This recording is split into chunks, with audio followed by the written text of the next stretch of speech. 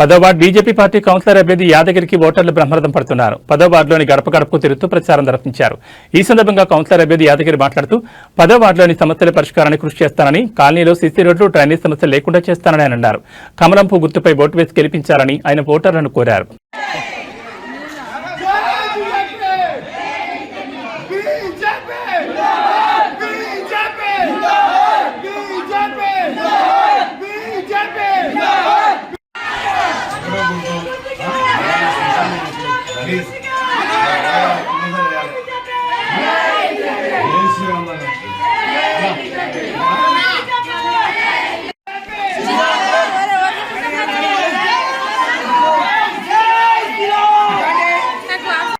నమస్కారం.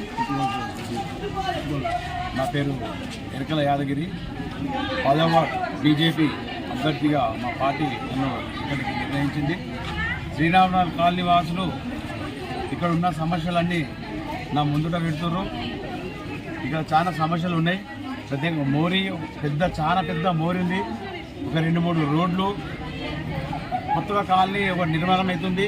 గొప్పల గ్రామంలో అక్కడ మోరు సమస్య మరియు రోడ్డు సమస్య ఉన్నది, మంచినీటి సమస్య ఉంది. శ్రీరామన కాలనీ మరియు 10వ వార్డు ఓటర్సు వీళ్ళందరూ వాళ్ళ సమస్య నాకు వినియోగించుకుంటారు.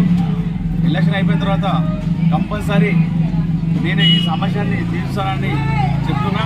నాకు ఈ కాలనీలో ఓటర్లు బ్రహ్మరథం పడుతున్నానని సభాముఖంగా తెలియజేస్తున్నాను.